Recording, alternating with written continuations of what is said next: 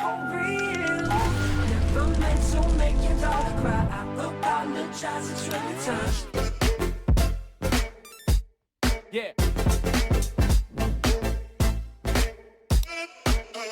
Was Thomas Jackson? Yeah. Bounce. Yeah.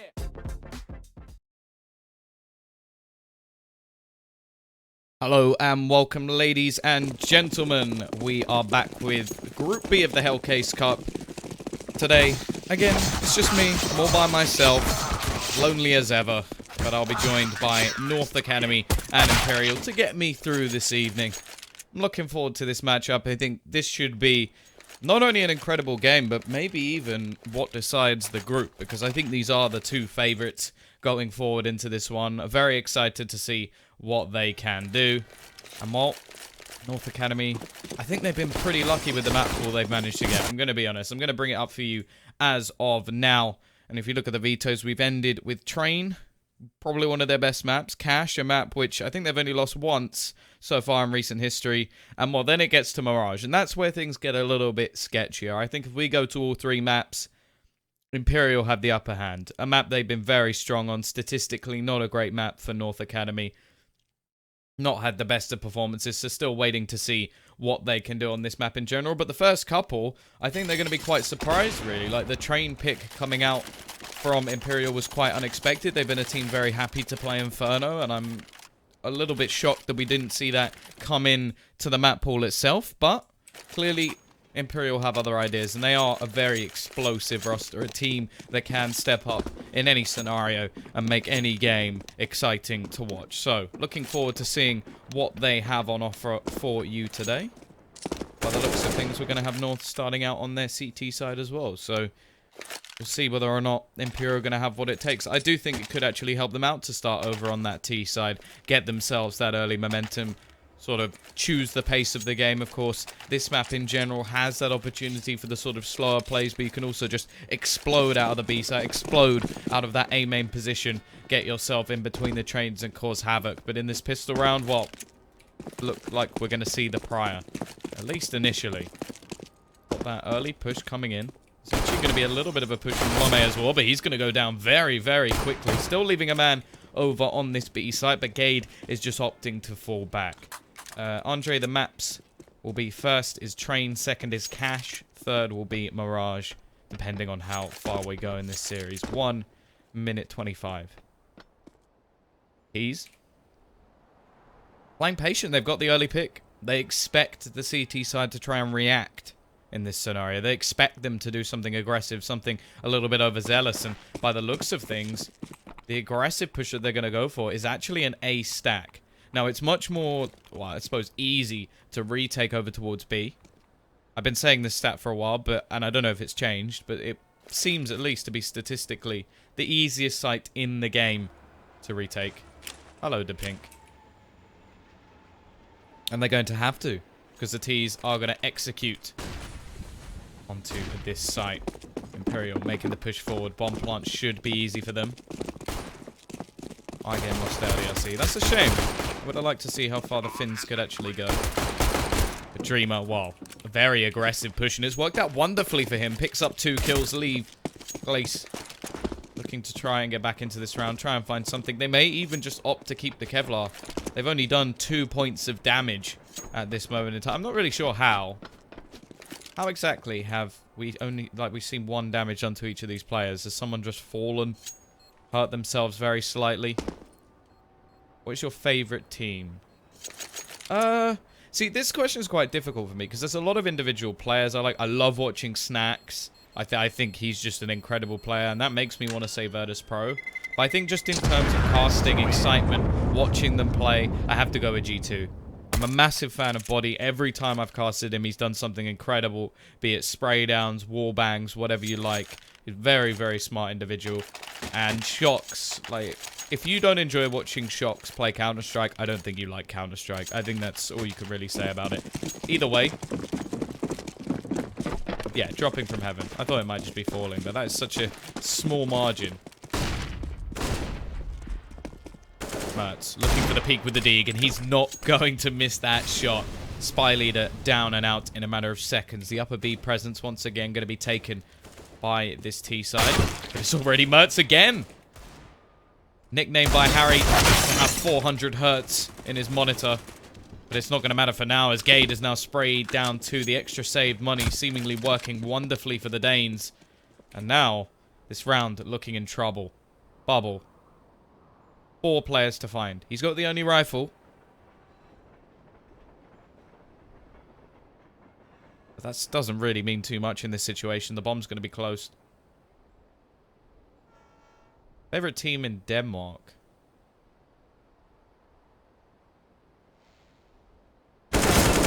Bubble. I'm having a think. I'm giving myself a second. He's looking for more, but 12 HP, surely not. This would be incredible for him to be able to do. If anything, maybe just getting this rifle away from the CT side could be better off. But he's going to spot out Lome, looking for the shot, but can't quite connect. Does a small amount of damage, but not anything too substantial. And now we've even seen the rifles picked up. 3 cross. Now, well, he's going to fall as well. My favorite Danish team. I like the BM that North throws out. Like, I think that's just pure entertainment. And I think I actually would have said Heroic before Valide actually left. I loved their team. I think they were going places, and until we find out what actually happened there, I'm really confused. The thing is, I don't really dislike any of the Danish teams, and like I like watching all of them.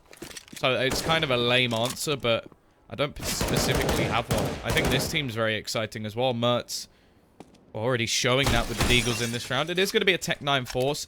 Not overly surprised by this whatsoever.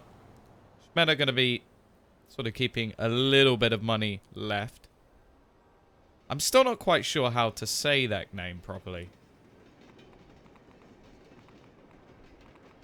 Also, in terms of who's going to win VP Astralis, I think I want to say VP. Like, I want to go with my heart and say, because I love that team. But Astralis have just been so good for so long.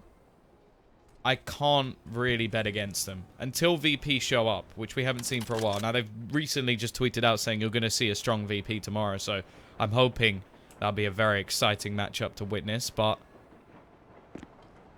I'm rooting for VP. But at the same time, I think it's going to be Astralis to take it. Push going to be coming out. This is Ivy trying to take control, but Icor even, not Icor. That's a car by Toyota. He's going to be taken down to Lome, able to pick up another in the meantime with only 1 trade available, and it's going to be a shutdown round. It's not going to be possible for this tease to break them. And they still have a little bit of money left, but I'd like to see them just save for the next round. Get that $2,400 loss bonus.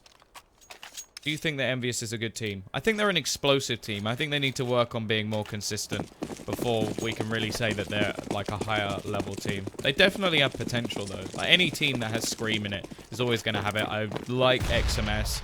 I think he's a great talent, and I'm hoping that they'll be able to utilize him properly. I think that's the one great thing about the super team. It will give other French players more of a chance. We may even see some sort of changes in that mix as well. So, yeah, I think they have the opportunity, and they've got the organization behind them as well. I do agree. Oh, you said who chose, not why chose. Imperial actually chose this. I'm interested to see if they can actually pull this one off, because it's a very good map for North Academy. Now, this round, they're trying to get the bomb down. That's the main aim, and it's already been dropped. They will actually take 1 player with the Glock, but it's going to be an easy spray down from Gabe. Impressive stuff to just control onto the 3rd, but he didn't need to hit many bullets.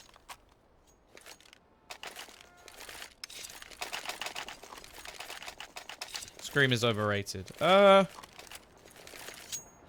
think because of inconsistency, he can't be anywhere near as high a level as other players, but he has those games where, well, he's an edged machine. Like, you can't take that away. He is sometimes an absolute beast. Other times he's not. Glace. Almost losing his life. The second tick of the Molotov only doing 4 damage, which keeps him alive. push going to come out straight onto this A side. Victor actually going to open things up. We look towards the AWP of Mertz. He will be able to peek out and find one. And actually, Acor's got another in the meantime, looking strong on this A site defense. Bomb already being denied, and Mertz just dancing around at the moment. The T's looking almost static in their attempt to get back into things. Shmeta, the only one left alive. A couple of low HP players. Has a chance. Actually finds one. Looks for the second, but Mertz too quick on the trigger. Will be able to get that kill, and Imperial not getting the bomb plant. Again, they've still got a little bit of money to play with, and they could potentially get 3 AKs if they really wanted to. I would prefer to see them go for some Tech 9s, get some pistols in, and then get a decent buy going into the next. I don't want to see Zontares leave Space Soldiers. I think him and Calyx, mark my words, they're going to be a beast combo. Like, Calyx is a tank. I think he has the potential to be better than Zontares. I genuinely think he's incredible. And he's so young as well that within that team... Oh. Yeah, if Cologne doesn't go too well for them, maybe we'll see something. But I don't know where he would go. Like, his English is not good enough to join, like, an international team.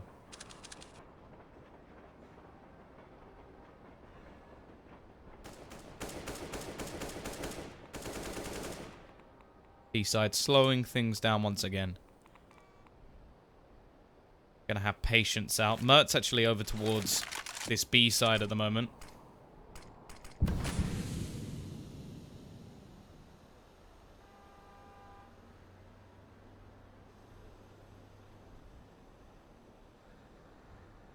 Means they are expecting some sort of push to come in. You normally only have one player, the sort of more aggressive person, over towards that spot. They've boosted Glace up, which does give them a good spot over into a main.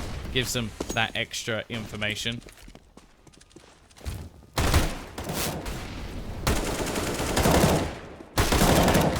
Lining it up, finds himself to make that a third as well. It will be a quick trade back. Shmeta able to get one, and actually, there's a couple of low players. He's going to be able to do a lot of damage. How is Shmeta doing so much? He's on the 4K. He's looking for the ace, but it's not to be. Damage has been done, though.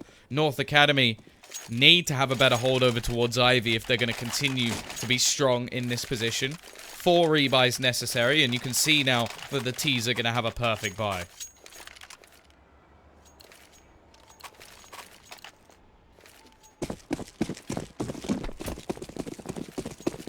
How many drunk 6-year-olds do you know? It's just a question.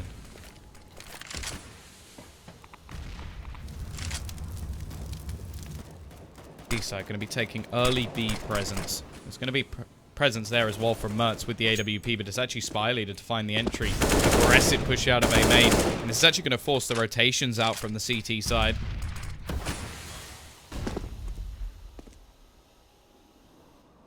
Going to see Victor go pushing, and this will leave this site open. The fake from Spy Leader working out perfectly as Victor now goes aggressive. This is a great way to try and play this after plant position, but actually he's going to go down very quickly, leave it all on to 2 players. One of them in the backline. Shmeta needs to get his running shoes on if he's going to have any chance for saving this for his team, and I think the likelihood is so slim in this situation. Dreamer already going to fall, and now Shmeta has to make the decision. Is this even worth going for? I think he's decided against it. The timing goes against him. That will be a 6th round on the board for North Academy. Nice idea from the T side. Pulling that rotation in early from Spy Leader definitely helped them out. The problem was the aggression didn't pay off. They get caught just before they can actually hold off the players rotating in through connector. And unfortunately, going to mean the 6th round will go the other way. Bomb plant, though, and all the extra money they already had will leave them in a great position to actually buy into this next round. The problem now, however, is that the CT side have got enough money to at least buy into the next round, even when they lose.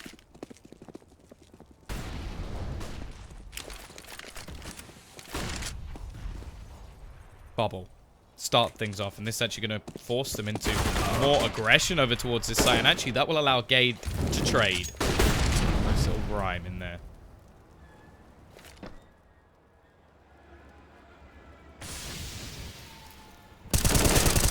Base. Able to trade things back into an advantageous position, and Acor has got aggressive, and the angle not checked. Shmeta has been sneaking down in that Ivy spot for so long that he's finally been countered. Nice position from Spy Leader, though. Lomi has absolutely no idea. The problem is, Spy Leader currently has the bomb. He's going to spot out one. Get the second as well. Get both kills for his team. Open up this B site completely. And that is mainly down to just not spotting him over towards A. Sneaky Beaky working out all the way across. And now the T's have an after-plant position. A 2 versus 2. If they can take down Glace in the upper parts, this round should be over. Acor with an awful lot to do. He's got a kit. He's got utility to play with as well. Incendiary could be absolutely crucial. However, he doesn't have a whole lot of time. The rotation has taken him a while. He's going to throw the nade out onto Bubble. Try and force him back a little bit. The second player not really going for any sort of aggressive peek as the bomb not yet being defused. The Bubble will be able to peek out, find himself the pick, and Imperial will get around on the board.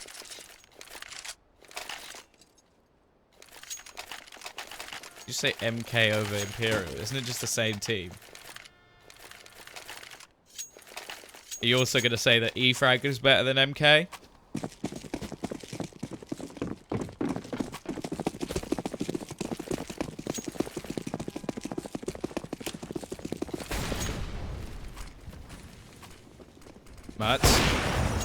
Just decimates Bubble. Doesn't even give him the time of day. So quick with this AWP. Huge talent within the Danish scene, but there's so many at the moment. It's scary.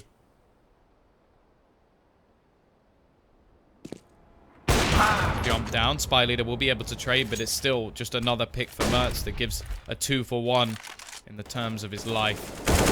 Screamer will be able to trade one back, but he's so low on HP and has to be careful as Glace now goes aggressive, looking to try and catch this player off instead. He'll give all the information over to his teammate Gade, who will just be waiting towards this B site. Now, they should know that they could back down towards Pop, so over-rotating here may be dangerous, but it does look like they've gambled correctly. Look at the position of Glace. He's all the way around the back. Gade going to spot out and just buy a little bit more time as the push now is hesitant. They don't want to be going in. They know there's a player in the upper lines. Now look at Glace. There's no way they could see this coming. He should have an easy first kill. The second one now has to turn around, and this has just been, well, a completely flawed round from Imperial. They've just got caught trying to rotate around Glace. Doesn't even need to get the kill. Gade will be there instead, and that's a 7-2. Reset not quite in, as somehow Spy Leader has 8,000, while the rest of his team dwindle. They should have enough to buy in this situation. Yeah, Penta are looking pretty good, actually. I'm hoping they do well, because I casted the Nvidia Cup over in Poland, and they got knocked out straight away. So I'm hoping that they've sort of fixed their problems, because they didn't look good in that situation. It will still be a buy. The Bank of Spy Leader able to thwart any problems they would have in terms of economy. But if they lose this round, $1,900 is all that will help them out. And to the majority of us, that may be a nice little bit of income. But when you're purchasing weaponry, it doesn't help you out too much. Tech 9.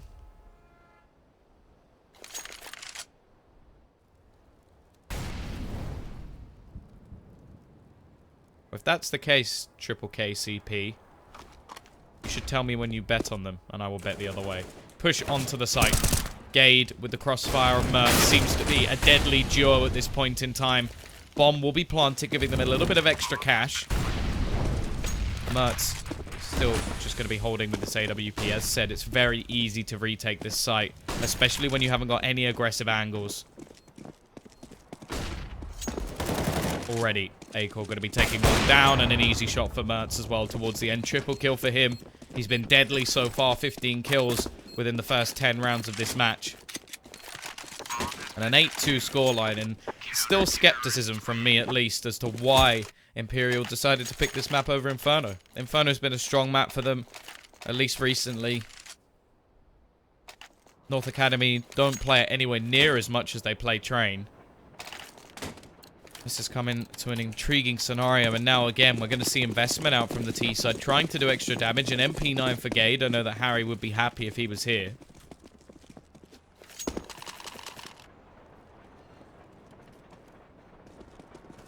Going to be playing up close. Now it is pistols with armor, so not as deadly as you might hope. CT side. Playing somewhat of a default. Tell Mertz I love him. I don't think you're the only one. I think he's been an exciting prospect for many. Plenty of highlight reels. I don't think that's going to change anytime soon. Although in this match at least, it doesn't look like he needs them too much. He's got support from Gade, only dying 3 times so far in this matchup.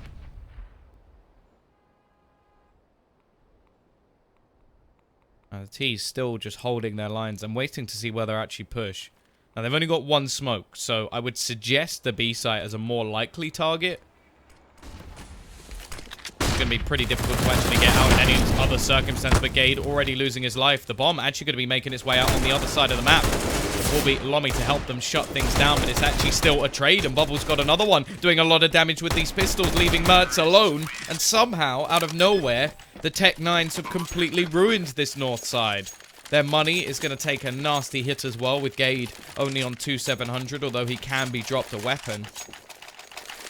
And the T's have saved their economy big time, as they're now able to purchase up in full, picking up a lot of weaponry in the previous round.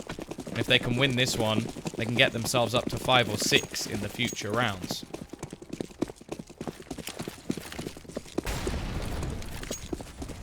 Starladder taking an aggressive position. Now we're going to see the push out from Glace. But the smoke. Gonna do. Well, damaged him to say the least. It catches him. It makes it difficult for him to actually peek into that angle, and Victor is ready.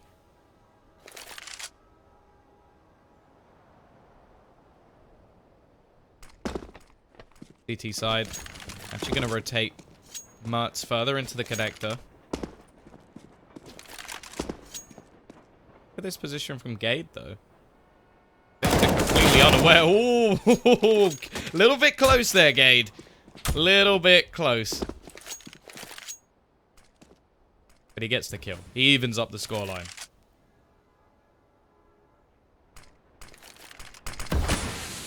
Smoke going to go down quite late into the round as well, and the T's, they're going to actually flash themselves through it. On the other side of it will be Acor. He's going to fall back and wait for support from his teammate Lomi, and they're going to be shutting things down over towards this Ivy spot. In the meantime, we do have a push coming out, though, through Olov into that Hell spot, which should take Lomi down, leaving it in to a 2 versus 2. Now, the player in heaven could be just the bane of the T-side life. Not expecting a player up here. Wow, I don't blame them, to be honest. Not really much help either. See Dreamer. Well, I was going to say low on HP, but he's already dead, leaving it all onto 1. Dreamer versus 2. Both players actually playing in a trade position. They could line up for him, but instead Gade peeks out, takes the headshot. These two players have been phenomenal so far. 16 and 7, 15 and 4. And they're going to instantly trade things back once again in terms of rounds. Luckily, though, in terms of Imperial, they've managed to make some money in the previous round. Of course, they picked so many weapons up. They didn't actually have to purchase too many. So they're still going to have a buy. They've not been reset yet. And this round is going to turn out crucial. Now, with only 2 players staying alive for the Danes, they're on the brink as well. So the loser of this round is likely to have to reset. Take an eco at least. And now, that could be the difference between a 9-6 and a 12-3. And, well, we know that 9-6 seems very workable for North going onto that T side, but 12-3 going onto the CT side for Imperial, they'd have to have a very impressive start. Nade actually going to give away the position. The aggressive spot held by Gabe, but in the meantime, they're going to go pushing out over onto this A side already. It's going to be trades across the board, but the CT side coming out on top. Mertz again with this AWP just shutting down this push, but Schmetter from Ivy, Spy Leader coming in from top, is able to do a lot, and Gade almost missing the spray. But it won't matter. Schmetter. In a 1 versus 2. His team really need this round, otherwise a 12-3 will look more and more likely by the second. Got a spot out onto Lomi, and it's not going to happen. CT side will close things yet again. The North Academy take a 10th round.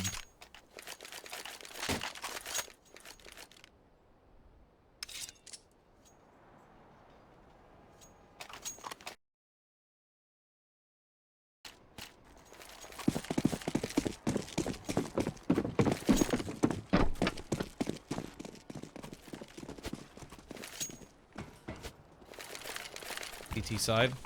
Playing heavy connector control at the moment. The T's have actually fully invested into this as well. So they're looking to try and get a 10-5, but they may end up just ruining their own economy going forward. If they get a bomb plant here, they will have 2,400 going in, plus the 800 per player. But it may not matter. Victor going to start things off. Support from the AWP of Mertz will at least even things up for now. They do also have Schmeder looking to try and catch players off in the back lines. He wants to get close with this pistol, try and do damage to the players as they rotate in, but they're all going to be coming through the connector and the back lines of this site. Aiko already going to be starting off onto one, switches over to the Galil, gets that extra range. Mertz with the AWP actually catches one through the wall, leaving it into a 2 versus 3. Now, Mertz is very low. If they can catch one of them, it is possible, but now Schmeder, only a Tech 9, trying his best to hold on, try and deny them this defusal. And he does a lot of damage, but it's not quite to be. The CT side will be able to retake the bomb. Should be defused, and it will. And that'll be North Academy with an 11th, and no surprise, we're going to see a buy in the next round. It's the last round of the half, of course. But North Academy looking very, very strong.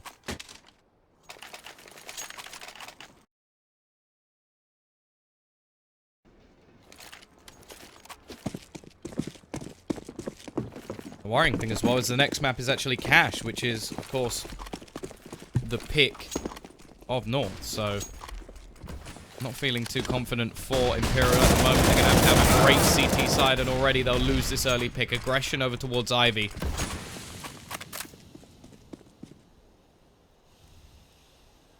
T-side going to react by going over towards this B position on the map.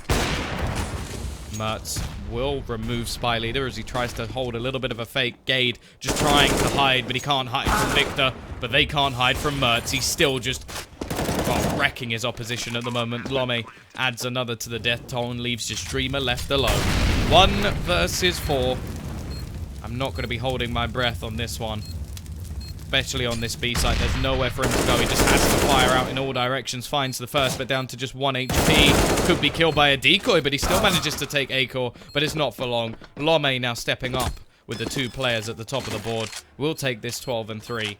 And that means that the pistol pretty much plays a crucial spot if North Academy are going to have a chance in this game. Well, not North Academy, Imperial. Of course, North Academy have a chance at 12 and 3.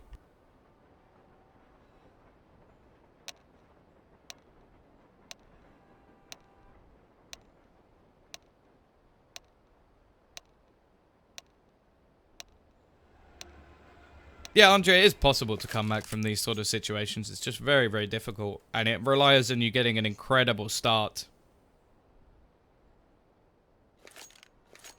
Gonna need to have that pistol, get that money rolling. And also they're a team that, in the past at least, we haven't always seen them pick up the AWP. And a map like Train pretty much dedicates itself to this. So I expect Bubble to have it in hand. It's just whether or not they'll have a double or have any sort of switch-ups in their setup. And the first things first, they actually need to get themselves this pistol round. Now, going over towards the B site pretty much guarantees the plant unless Dreamer goes absolutely ham. The question is, can they hold off the retake? Will Lome use that Molotov for the connector or for the after plant positions? How aggressive are they going to actually push up? Here we go, Dreamer. Just going to be playing patient, try and hold them back, but he gets absolutely nothing done. Already we'll see the aggression coming out, and the Molotov is actually used to deny the quick rotations. Very smart stuff from Lome to just make things very difficult. And Mertz doubles down at the end as well. Only 1 player dying in this pistol round. North Academy looking very, very strong. And that is the sort of pistol round I like to see. We see a lot of teams save that Molotov for the bomb. And I don't like that strategy. I think it's so predictable. We normally see the CT side by a kit and a smoke on one of the players. To throw it into that connector just makes the rotate that little bit slower. 4 or 5 seconds, just making it so that they have to sit and wait or run through it and burn. And it just makes that you get extra time to push forward, take that control, and get into closer range positions. Very smart stuff from the Danes. Now, well, it's going to be a pistol force. Bubble will actually be saving for the AWP. But it's getting to the point in the match where even if they lose this round, which is a force, of course, if they lose it, in the next they have to eco, if they're actually saving for that AWP, and then they're playing from 15. seems like it's too far gone. If anything, maybe Bubble should have forced into this round, as I wonder if his team will actually force into the next anyway.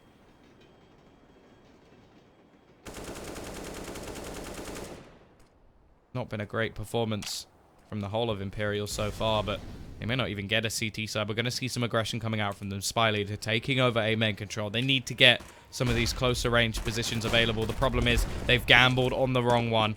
They will be able to take one down, but already they completely lose Ivy control, and that just allows for these longer range weapons to clean them up. Mertz looking on fire in this game, 26-8. And I know we don't normally look at MVPs. It's not normally something we really care about at all. But if you have 10 of them, you have to be doing something right. CT side, though, they are actually going to eco. I'm surprised. I have to say it. They want to get their full buy. I can perfectly respect that, but you're going to let this go to where you need 12 rounds in a row. If they do it, I will bow down. I will kiss the feet of Imperial. I'm not betting on it, especially the way a lot of these rounds are going. It's not anything particularly special from North. They're just outclassing their opponents. Every single player remains as now Imperial. They get their buy.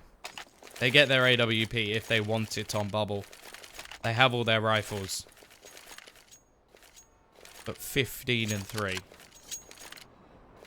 How much can they really do? How far can they get this back? Can they even win this round? That's the question. UMP not going to be too much of a problem for Lome, as we see only one player with head armor on the other side of things. Looking like they're just going to take the fight straight to this B site. Players already upper control for the T side. Smoke is going to be raining out into the site. Gade throwing in a little bit of a fake, and Acor joining him over towards A, leaving just one player here to defend. It's all on Dreamer. He's going to tap away, gets himself one, gives them the man advantage at least for now. The rotation in from Bubble. Bomb attempting to be planted. They need to defend off here, and this should just be easy stuff now from the CT side. They do manage to clean themselves up for one round. 15-4. Still a long road ahead, and it's not going to be a problem for the buyback up. The AWP now falls into the hands of Mertz once again. No UMP for Lome this time.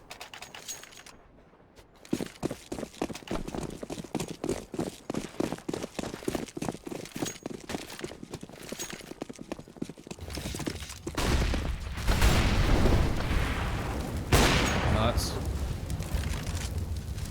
looking for the pick, and he's going to find it as well. Don't know who said Mertz isn't an AWPer in the chat, but I think you might be wrong. I'm not sure if I misread what you said, but that, a little bit of a question mark over that. Already, they have that first pick. Damage done.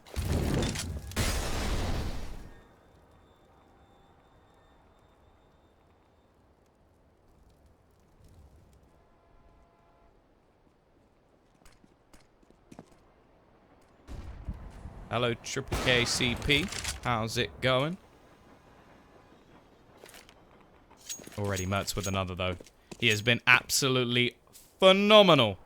And yes, this is the pick of Imperial. I questioned it at the beginning of the game. I'm definitely questioning it now. Spy Leader, he's able to get himself one back. Make this possible. Looking for more, as he is leading the team all the way through this. Bringing it back into a 3 versus 2. A long way to go, but it's all Spy Leader. He's going to have to ace this if they want to survive in this map, and he has got himself 4, but it's not quite enough. He can't drag them through this scenario. North Academy will win this one 16-4. A dominating performance on map number 1, and now they go on to their map pick of Cash. My name is Tom. Oh, looks like this hasn't updated as of yet. Can we get... Come on. Come on. Well, we're getting there. One of these. No. One more. Still no. Oh, come on. Nope. No, it doesn't look like it's working. Either way, we'll be back after, hopefully, a short break. And then we will see who's going to be able to take the second map of Cash.